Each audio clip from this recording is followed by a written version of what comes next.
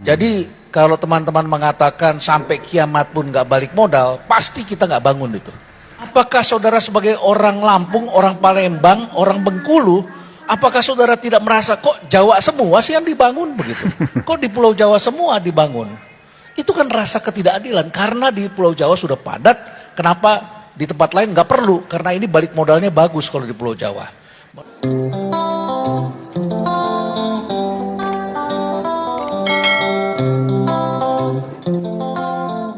Assalamualaikum warahmatullahi wabarakatuh. Apa kabar semuanya? Semoga kita selalu sehat walafiat dan dimudahkan segala urusan. Beberapa hari yang lalu Presiden Jokowi sudah meresmikan kereta cepat Jakarta-Bandung yang diberi nama WUS.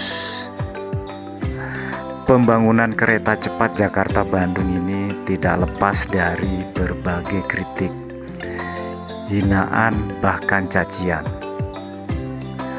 Kritikan itu datang salah satunya dari seorang pakar ekonom Indonesia, yaitu Faisal Basri. Dia mengatakan bahwa kereta cepat Jakarta-Bandung tidak akan balik modal sampai kiamat. Nah, ini ada di portal berita online Detik. Kereta cepat disebut tak bakal balik modal sampai kiamat. Ini ada di fajar.co.id ya.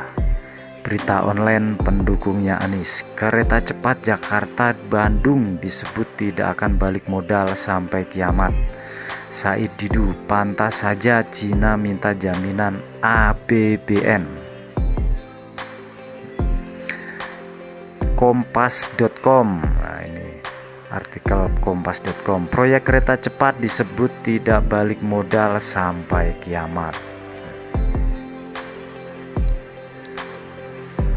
Ekonom senior Faisal Basri pernah menyebut proyek kereta cepat Jakarta-Bandung tidak layak secara bisnis sehingga dipastikan sulit balik modal. Bahkan Faisal menggunakan analogi sampai kiamat pun proyek tersebut tidak akan bisa menutup investasi yang sudah keluar. Saya bicara dengan teman-teman mengenai transportasi. Hampir semuanya berbeda pendapat. Dan saya kira masing-masing itu berpikir menurut cara berpikir disiplin ilmunya masing-masing. Misalnya begini, ada yang mengatakan sampai kiamat pun kereta cepat itu nggak balik modal. Saya pernah menulis, saya bilang, saya pergi ke Eropa dan setelah saya lihat itu komuter di Eropa hampir semuanya nggak ada yang balik modal itu. Ya, kereta kalau Anda pergi di Swiss, lihat komuter di situ, ya setiap berapa menit sekali, 3 menit sekali datang komuter satu, muter aja. Sabtu Minggu orang pada tidur semua, penumpangnya nggak ada, tapi muter terus gitu. Keretanya bagus terus karena diperbaharui setiap tahun, dibagusin lagi. Setelah saya lihat-lihat, saya baca-baca, itu rugi semua, subsidi semua. Jadi kalau teman-teman mengatakan sampai kiamat pun nggak balik modal, pasti kita nggak bangun itu. Kalau kita selalu memberikan advice yang demikian. Karena public transportation memang harus disubsidi, Pak Heru. Ada lagi yang mengatakan, buat apa bangun kereta cepat? Jakarta-Bandung kan sekarang sudah ada flyover, jalannya bisa cepat. Tetap menurut saya, kita memerlukan reputasi begitu ya.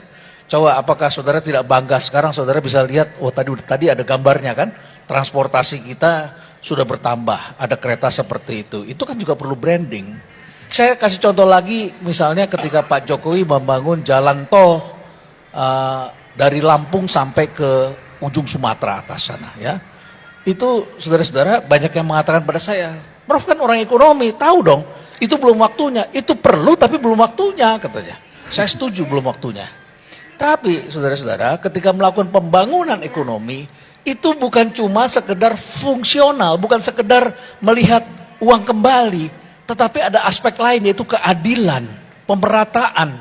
Apakah saudara sebagai orang Lampung, orang Palembang, orang Bengkulu, Apakah saudara tidak merasa kok Jawa semua sih yang dibangun begitu? Kok di Pulau Jawa semua dibangun?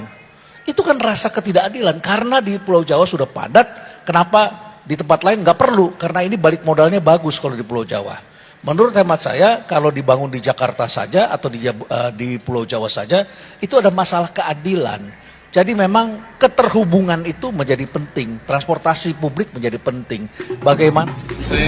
Rakyat dilayani dengan baik, rakyat Nah, ini dilayani dengan pernyataan dari Pak cepat. Jokowi. Fungsi transportasi massal itu di situ, bukan untung dan rugi. Nah, kalau melihat dari pernyataan Renal Kasali dan Presiden Jokowi, saya jadi teringat dengan pernyataan Anies Baswedan. Dia mengatakan bahwa negara jangan berdagang dengan rakyatnya, karena semuanya akan rusak. Menurut saya pernyataan itu adalah pernyataan yang tepat. Dan Pak Jokowi sudah melakukan itu, yaitu tidak berdagang dengan rakyatnya. Jadi kalau tujuannya adalah berdagang dengan rakyatnya, pasti hitung-hitungannya adalah keuntungan. Kalau tidak ada untungnya, buat apa dibangun? Seperti halnya Stadion Gelora Bung Karno, dulu dibangun pada saat negara masih kacau balau, morat-marit ekonominya, kemiskinan di mana-mana, rakyat kelaparan di mana-mana. Tetapi proyek pembangunan Stadion Bung Karno tetap berjalan. Dan alhamdulillah, sampai sekarang Stadion Gelora Bung Karno bisa dinikmati oleh generasi muda. Contoh lagi, harga bensin di Papua pada saat Pak Jokowi belum menjabat sebagai Presiden Indonesia. Harganya adalah 50.000 per liter. Bayangkan, sedangkan di Pulau Jawa dan di daerah Indonesia lainnya adalah sekitar 7.000. Pak Jokowi lalu memerintahkan menterinya dan direktur Pertamina untuk menyamakan harga bensin di Papua dengan yang ada di Jawa dan wilayah Indonesia lainnya. Menteri dan direktur Pertamina menjawab, "Wah, Pak, kalau harga bensin di Papua disamakan dengan yang ada di Pulau Jawa, nanti Pertamina rugi." Pak Jokowi lalu menjawab, "Ini bukan soal untung rugi. Ini adalah menyangkut keadilan." Jadi menurut saya guys, yang terpenting adalah kita harus percaya dengan apa yang sudah dilakukan oleh pemerintah.